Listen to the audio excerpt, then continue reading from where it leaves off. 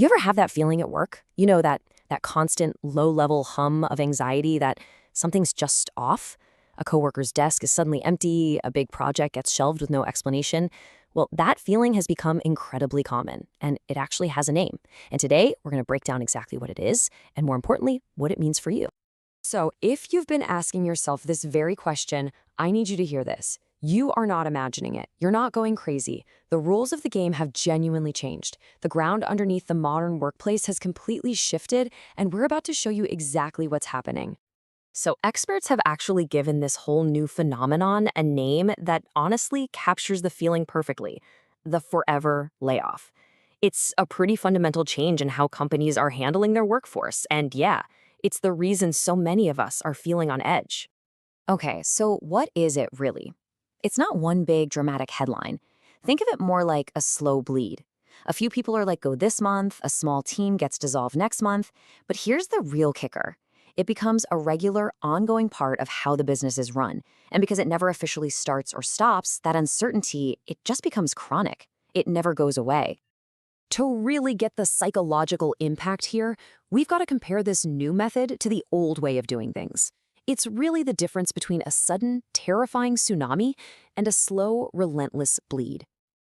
Now look at this. The old school tsunami layoff, I mean, it was terrifying, don't get me wrong, but it was a single event. It had a beginning, a middle, and an end. You knew if you'd made it through. This slow bleed, though, it offers zero relief. It's quiet, it's constant, and there is never, ever a moment where you feel like you can finally relax.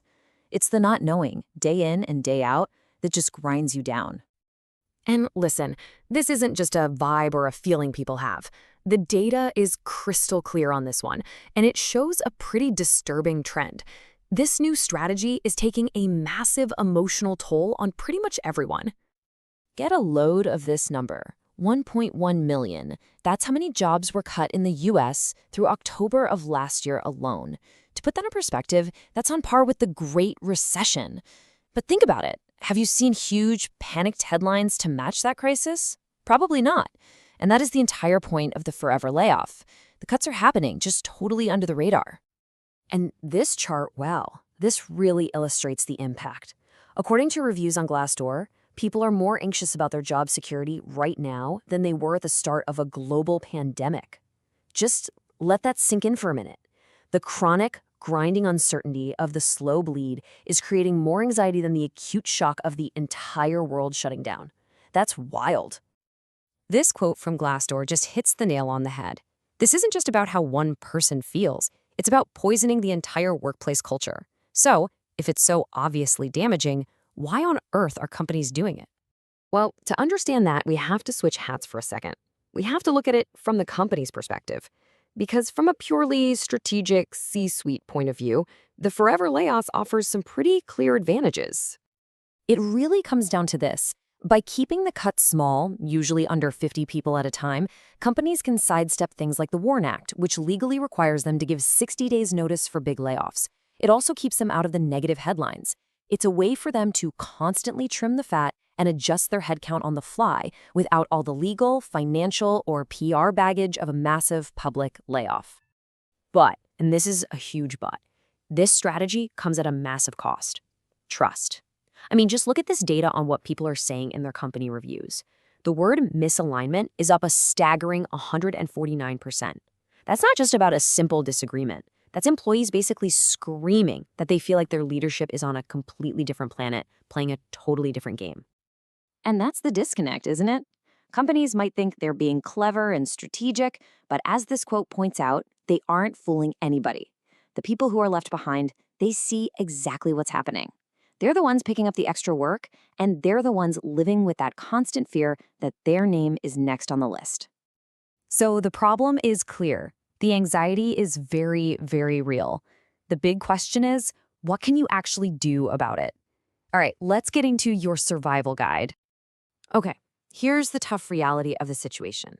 This is all happening while hiring is at a 10-year low. And that creates this horrible trap where you're anxious and unhappy, but the idea of just jumping ship to find something new feels almost impossible.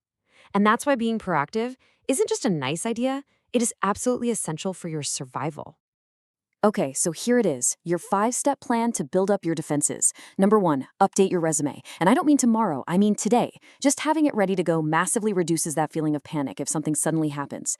2, get your finances in order. This is all about empowerment. Knowing exactly how many months of expenses you can cover gives you leverage and dials down the fear. 3, start networking before you need to.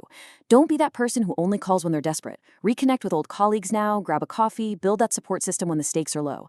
4, make your work visible. In an environment of quiet cuts, you cannot assume your good work is just being noticed. Document your wins, share them in team meetings, make sure your manager knows your impact. And 5, even if you're not actively looking, start considering your options. Just see what's out there. This isn't about being disloyal, it's about knowing your market value and understanding the landscape.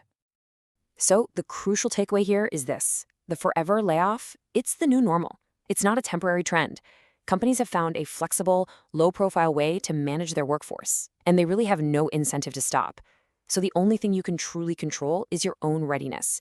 Preparation is your best, and frankly, your only real protection. Which brings us to the final and most important question.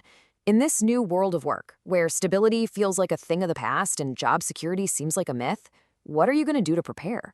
What's your next